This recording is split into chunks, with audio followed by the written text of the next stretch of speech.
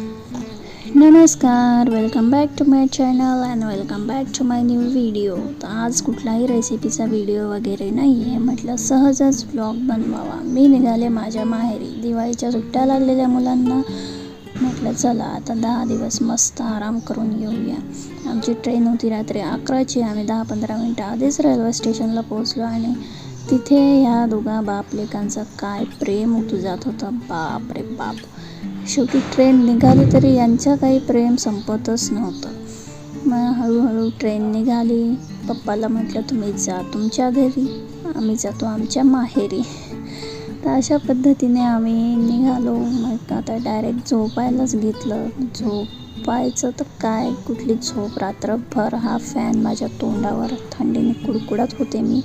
Fan बंद केला तरी खालचे लोक ते बटन चालू करून फॅन चालूच करत होते.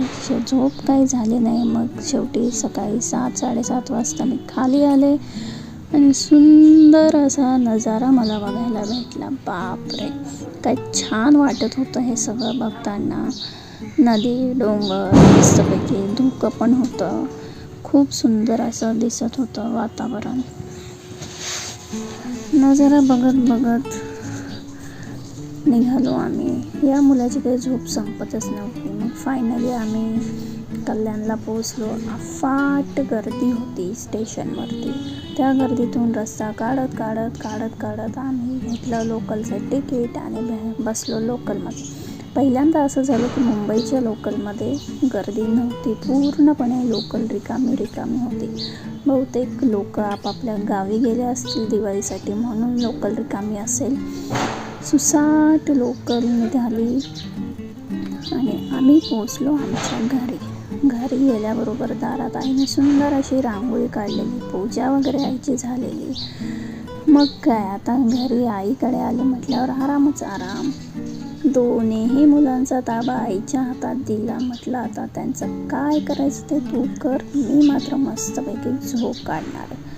मग आईने मुलांना आंघोळ वगैरे घातली, त्यांना खाऊ पिऊ घातलं, त्यांचा मेकअप केला, त्यांचे लाड सुरू झाले. मुलं खूप एन्जॉय करत होती.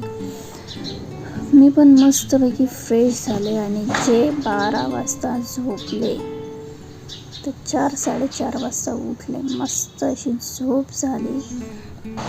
पूर्ण थकवा निघून गेला. संध्याकाळी उठल्याबरोबर गरमागरम चहा आणि बिस्किट आणून दिले. मग काय, बाहेरचा नजारा बघत चहा बिस्किटचा आनंद घेतला. रात्री जेवण करून सुंदर अशी मेहंदी काढली आणि दिवसाचा शेवट केला. भेटूया नेक्स्ट व्हिडिओमध्ये. Bye bye.